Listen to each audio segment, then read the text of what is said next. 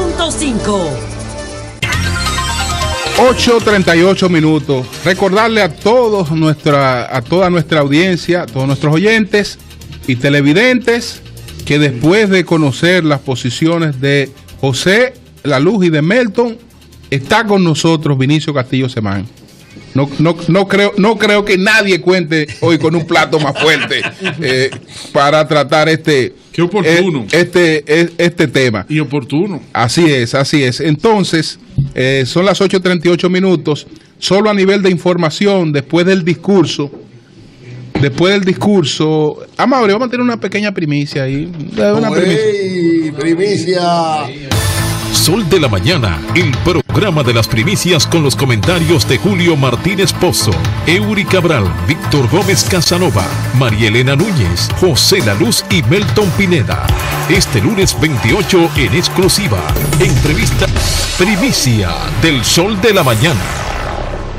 Anoche, después del discurso del expresidente Fernández, hubo una reunión del expresidente Fernández con parte de su equipo y algunas personas que están participando en un proceso de acuerdo y entendimiento.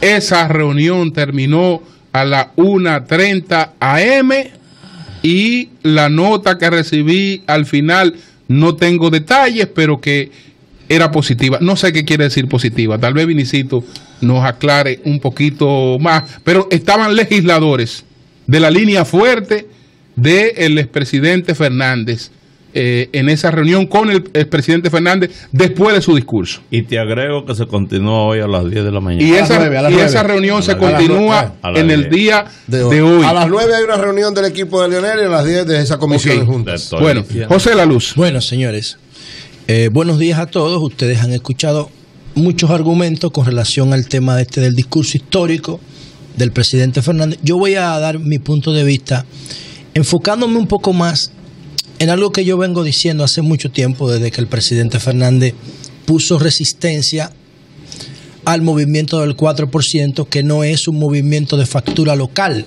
que es una tendencia de empoderamiento que en América Latina nació en Brasil y luego se extendió a República Dominicana y posteriormente a Chile, donde todavía hay un debate sobre eso. Entonces, a partir de ahí yo observé que el presidente Fernández había tenido un comportamiento que lo distanciaba de ese presidente que llegó inspirando un pueblo en el año de 1996. Y eso me ha preocupado siempre. Y yo he mantenido una actitud de provocarlo para que él cambie y haga los ajustes. Desde el 2011, por ahí. Y entonces yo recuerdo que una vez la empresa Sid Gallup hizo una encuesta latinoamericana donde Leonel Fernández salía como con un 30%. No sé si ustedes lo recuerdan. Eso fue en el 2011 por ahí. Salía como con un 30% entre los presidentes latinoamericanos, que era algo extraño porque él siempre salía con muchísima popularidad. La primera vez que una encuesta así Latinoamérica lo ponía tan bajito. Y él me preguntó a mí y a 3 o 4 personas más que estábamos ahí, que qué opinábamos de esa encuesta. Y yo le dije, yo estoy de acuerdo con esa encuesta, porque esa encuesta lo provoca a usted a salir a la calle, a entrar en contacto con su pueblo, con su electorado, con los votantes, con la ciudadanía. Esa encuesta es una provocación. Sea verdad o sea mentira, yo estoy de acuerdo con eso. Eso fue, creo que en junio del 2011, algo así. Y entonces, a partir de ahí, bueno, yo he tratado de ser coherente con la necesidad de que Leonel actualice su pensamiento y lo ponga acorde con las corrientes de pensamiento del siglo XXI. En ese sentido, yo quiero decir lo siguiente. Desde que se planteó el proyecto de reforma como está ahora, yo digo y sostengo que a Leonel Fernández en el mediano plazo le conviene más que a Danilo. Porque el liderazgo de Leonel y Danilo son liderazgos electorales, no son liderazgos ideológicos. Y los liderazgos electorales dependen de la cuota de poder que tú tengas. Si tú no tienes cuota de poder, ese liderazgo automáticamente se desinfla. Tú te quedas con el núcleo, tú te quedas con el entorno íntimo a tu alrededor. Lo demás se va, porque lo demás lo que busca son cosas que genera el proceso electoral. ¿Tú entiendes que el liderazgo de Leonel es reciclable? No, yo no dije eso. Yo digo que... No, me refiero a que si puede recomponerse. Sí, Leonel Fernández, pero eso no es reciclaje. Eso no es reciclaje, eso es innovación. Y pudiera tener posibilidades, no obstante, una eventual repostulación de Danilo. Totalmente, porque en la propuesta de Danilo, lo único que tenía que buscar Leonel y el equipo de asesores que lo acompaña es el candado. Si tú garantizas un candado para que no se vuelva a modificar en favor de Danilo, tú tienes el futuro del PLD, porque como está planteado, eso jubila a Danilo electoralmente. Él dejó entrever su desconfianza en el discurso anoche. Bueno, pero ya es un problema. Claramente, cuando entonces, dice ese transitorio no garantiza que en el 20 se pueda volver a modificar. Entonces, mira qué interesante, este fin de semana nosotros estábamos señalando todo la muerte de John Forbes Nash y la teoría de los juegos. La desconfianza es uno de los elementos fundamentales en la teoría de los juegos, la regla, la norma. Entonces la teoría de los juegos se aplica perfectamente a lo que está pasando con Leonel y Danilo. Tienen que tomar decisiones, pero son interdependientes, porque el éxito de un jugador depende de lo que haga el otro. Y por eso es tan importante en la teoría de los juegos el pensamiento estratégico. El pensamiento estratégico y la inteligencia emocional, ver más allá de la curva. ¿Qué hizo el presidente ayer? No vio más allá de la curva, se quedó en lo inmediato. Y yo creo que un enfrentamiento con Danilo es el peor escenario que él ha escogido. Esa es mi humilde opinión. Y sigo pensando que a Leonel le conviene cómo está planteada la reforma. Solamente tiene que poner el candado. Obviamente, si él no actualiza su pensamiento y si no se reconcilia con su pueblo, no importa el escenario que surja, él no lo va a poder aprovechar. Tú dices que tú entiendes que el peor escenario que él pudo escoger es el de la confrontación con Danilo anoche. ¿Qué otro escenario tenía él? ¿Qué hubiese podido hacer anoche? El de apoyar la reforma para que Danilo se reelija ahora, Danilo se jubile en el 20 y él viene con la posibilidad de gobernar por 8 años más. Entonces el PLD, ese es el mejor escenario. Entonces el PLD no tiene otro candidato, otra figura, José, que pudiera enarbolar una propuesta de candidatura presidencial. Sí, pero lo que pasa es que tenemos que ser racionales. Leonel y Danilo están protagonizando lo que yo defino como el segundo ciclo histórico del PLD. El primero lo protagonizó Don Juan, 20 años. Y este tiene 21, ellos dos. Hasta que ese ciclo histórico no se agote, estamos perdiendo tiempo lo que estemos hablando de otra cosa. Tienen que agotarse porque han sido demasiado exitosos los dos. José, tú me excusas, pero yo creo que ahí entras tú en una contradicción, no solamente generacional, sino también con tu tesis de liderazgo responsable, en el entendido de que estás cercenando o imposibilitando un relevo político dentro de tu propio partido. No, porque yo no estoy diciendo lo que yo quiero, yo estoy analizando el escenario conforme lo que es el PLD. El PLD no suelta un liderazgo hasta que no se agota. Eso fue lo que nos enseñó. ¿Y se agota cuando se muere? No, se agotan cuando históricamente dejan de ser lo que son. Por ejemplo, el impedimento constitucional agota a Danilo desde el punto de vista electoral. Lo agota en el 20. Sí se pasa como está ahora. Y lo jubila.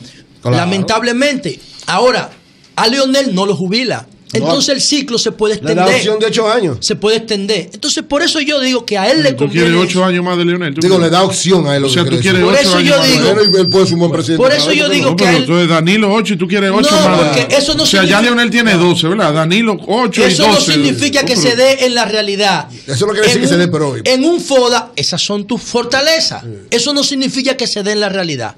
Entonces, viendo eso, me preocupa los escenarios que puedan surgir después del discurso.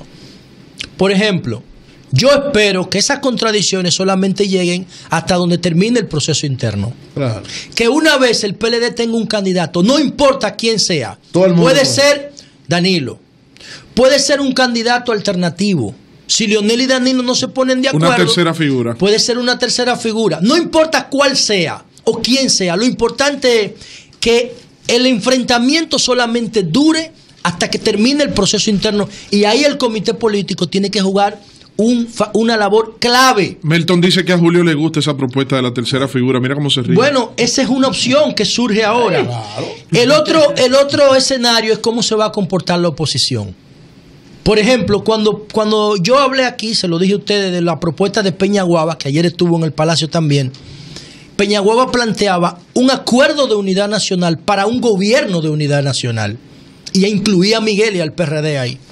para que a Miguel se le reelijan todos sus legisladores y todos sus síndicos. Sí. Obviamente eso pasa porque Miguel eche para atrás lo que nos dijo cuando estábamos en la otra cabina, que es que él propuso la no reelección consecutiva para honrar a Peña. Lo que pasa es, José, que eso tiene un hándicap. ¿Cómo tú puedes invitar a un gobierno de unidad nacional a los sectores de oposición cuando en tu propio partido tú no has logrado tener esa unidad de criterio? Acuérdate que fue Peñaguaba que lo propuso, ¿eh? Peñaguaba es un aliado. Sí, pero lo que te quiero dejar dicho es que es importante ahora para el presidente Danilo Medina. Yo creo que antes de hablar de una propuesta de esa naturaleza, tendría primero que resolver la situación del expresidente Leonel Fernández, que es el presidente de su partido. Pero independientemente, son escenarios que pueden surgir. ¿Cómo se va a comportar la oposición? En el caso de Miguel, tiene la opción A, que es mantener su comportamiento, su conducta de no reelección del PRD, y tiene una opción B de apoyar a Danilo para que Danilo pueda suplir los votos que le harían falta en el Congreso de parte de Leonel. Dos escenarios más. Si yo digo que el liderazgo de Leonel es electoral, entonces tiene que suceder lo siguiente. Leonel se debe quedar con el círculo íntimo nada más, con el núcleo en torno a él. ¿Por qué? Porque si los actores que están en el entorno de Leonel son racionales y no ideológicos, si son pragmáticos, entonces ellos van a aceptar la propuesta de Danilo. Porque Danilo le puede ofrecer a ellos lo que Leonel no le puede ofrecer, que es su reelección en el Congreso. Vamos a ver cómo se comporta esa parte. Y la última, yo las filtré aquí ayer, que era el comportamiento del resto de la oposición. ¿Qué va a hacer Luis Abinader? Luis Abinader tiene que hacer causa común con Leonel. Porque a Luis Abinader lo que le conviene es que Danilo no sea. Cualquier posibilidad, por mínima que sea, que tiene la oposición de llegar al poder es si Danilo no va. Porque si Danilo es el presidente, si Danilo es candidato, nadie tiene posibilidades. De modo que una posición de Leonel contra Danilo lo pondría en la misma acera de la oposición política que quiere llegar al poder de verdad. En este caso sería Alianza País, Convergencia y Luis Abinader, que tendrían una alianza coyuntural con la posición de Leonel Fernández en caso de que Leonel Fernández mantenga la actitud actual, porque recuerden, y con esto termino, Convergencia no existe. Sí, pero él habló de unidad nacional y él habló de diálogo y de unidad partidaria. De modo que ya está bien, lo apagué. Sí. De modo que entonces de esos escenarios pudiera salir el mantenimiento de la unidad del partido, que yo pienso que ahora debe ser la mayor prioridad del PLD.